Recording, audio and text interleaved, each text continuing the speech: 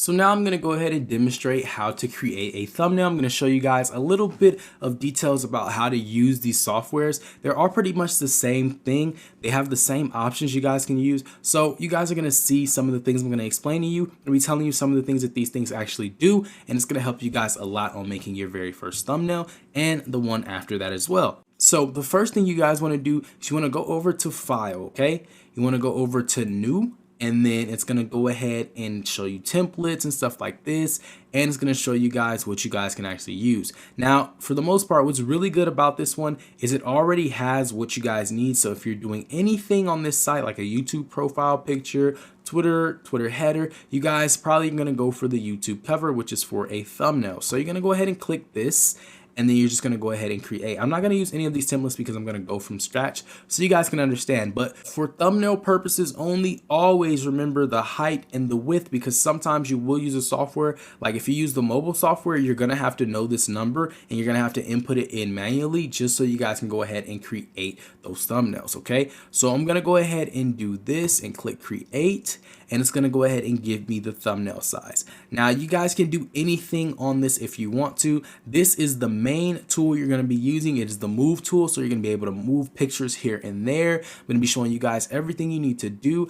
I don't really use the cropping tool, but you can use it if you would like to.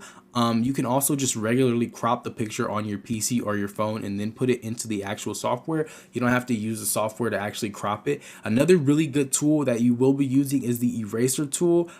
There's also a magic eraser. I don't know if this one has the magic eraser, but on Photoshop it also has the magic eraser. I decided to use Photopea because Photopea is one of the more simple sites that you guys can go ahead and use, and it's free, and you guys can literally just start up from scratch and go ahead and do it. It's really easy. It takes no time. You can just do it really quickly. So this is the background layer. These over here are your layers. This is where you're going to be able to control things. So if I add two images here, it would create two different layers, and I can go ahead and play with those layers. You can save it as a PNG, a SVG, a JPEG. You can save it as anything you would like to. You guys can add filters. You guys can do things with the layers, and I'm going to go ahead and teach you guys everything. Okay, so what you guys want to do here is you want to go over, I'm going to go ahead and just find a random image. I'm going to just Google a random image. So I'm just going to do, let's say, basketball.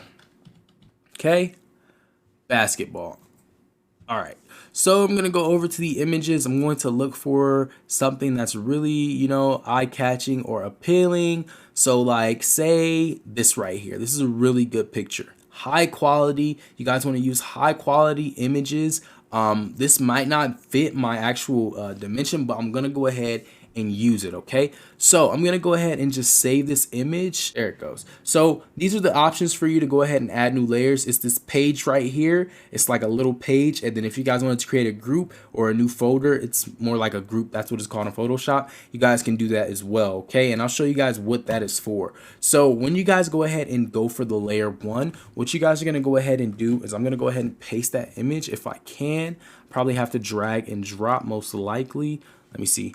Or on here, I believe you have to actually open in place. So I'm going to click File, Open. I'm going to go over to my desktop, and I'm going to go ahead and find that image. Okay, so now I have this image here. It is a background image. I'm not going to put it in the background though. It should actually went to that. Okay, so when you guys get an image here, what you guys want to do is you guys want to go ahead and you just want to make sure it's the same exact size as the actual thumbnail. Okay, so this is how this thumbnail would look if I was doing a basketball video. Now, let's say I wanted to go ahead and just make this look better, okay?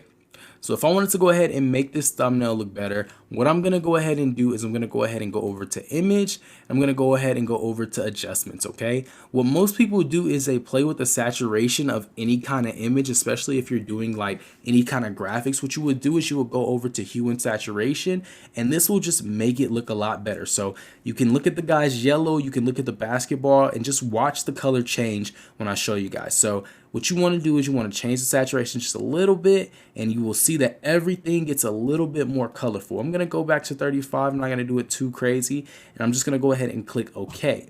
Now, once I do this, I'm going to go ahead and turn off the transform controls because I don't need that right now, you guys can see that everything got brighter, which means when somebody goes on YouTube to look at my video, it'll be more appealing because the colors will pop more and it's really more appealing to the actual eye. Now, let's say I wanted to go ahead and I wanted to filter this, okay? Now, with the filters, there's so many things you can do. The main one I use is the blur effect, okay? Now, I'm not gonna really use the blur effect on here because it already has a little bit of blur in the background. Now, let's say I wanted to go ahead and point something out and make this even more clickbaity, more like appealing to somebody who was looking for a basketball video that has some really cool reactions, okay? So then I'm gonna go over to here. I'm going to go over to here and I'm going to type in red circle and then PNG should come out. Okay. I'm going to go ahead and I'm going to download this. Okay. And I'm going to save this.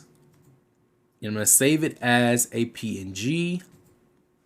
And I'm going to go back over here. I'm going to go to file. I'm going to go to open.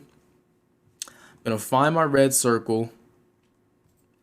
Open this. And then I'm gonna go ahead and drag and drop it. Okay, so you guys can see here that this guy in the background looks like he's praying that this guy doesn't make this shot, although he is dunking. So I'm 100% sure he's gonna make this shot. But if you wanted to point something out on a thumbnail, something simple like this, you guys can go ahead and do that. So you guys can see what I'm doing right here. Okay, so this right here, if I titled this his reaction, or even I just probably want to make this a little bit bigger because it will be smaller to somebody who's clicking on the video. So I can do that. And then what you guys want to do if you want to make the circle look a lot better, the thumbnails could be something just as simple as this.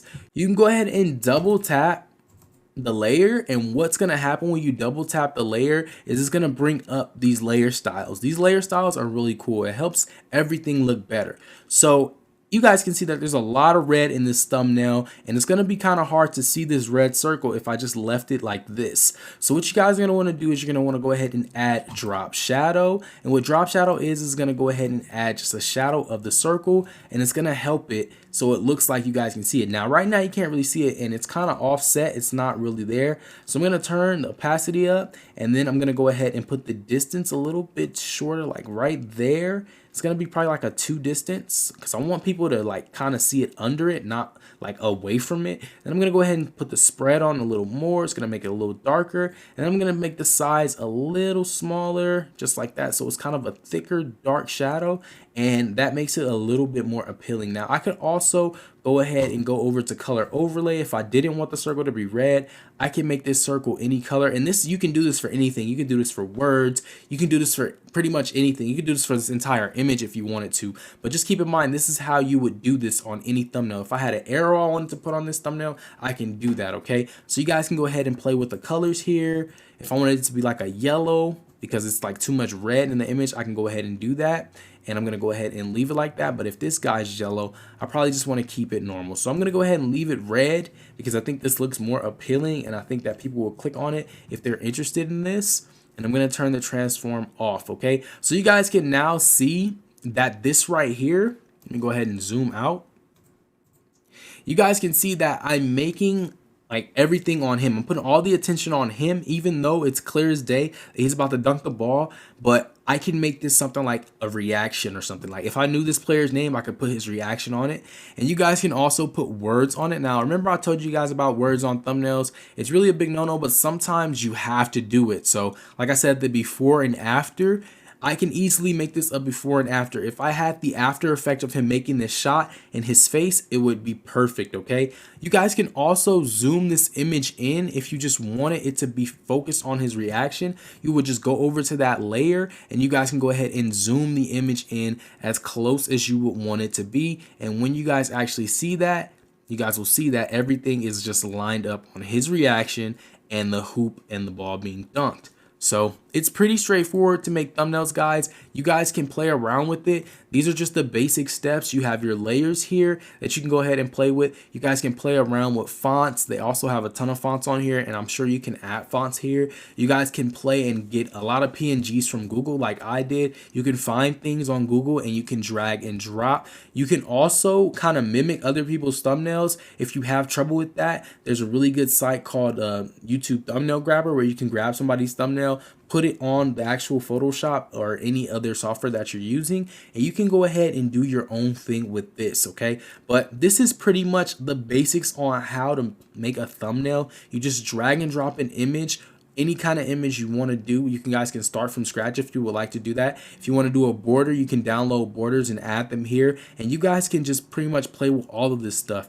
It is a lot to learn. This is just really a brief explanation on how to make thumbnails, but depending on what you guys are doing, it should be very easy. If you're doing a gaming channel, all you guys have to do is take something from the game and make it look real. If it is a money thing on the game or it's in-game currency and you want to make it look like you have more in-game currency, all you have to do is find an image with somebody who has more currency than you in the game, copy that, crop it, and then paste it onto your original image on your game. It's really, really simple to do. There's a ton of tricks and techniques to use, but this is really good because these type of thumbnails will get you high click-through rate. It'll get you a high CTR, which is what I'm going to explain really soon. But hopefully you guys did go ahead to enjoy this tutorial on the thumbnail creation. If you guys do have questions, you guys can always DM me, but let's go ahead and get into the next lecture.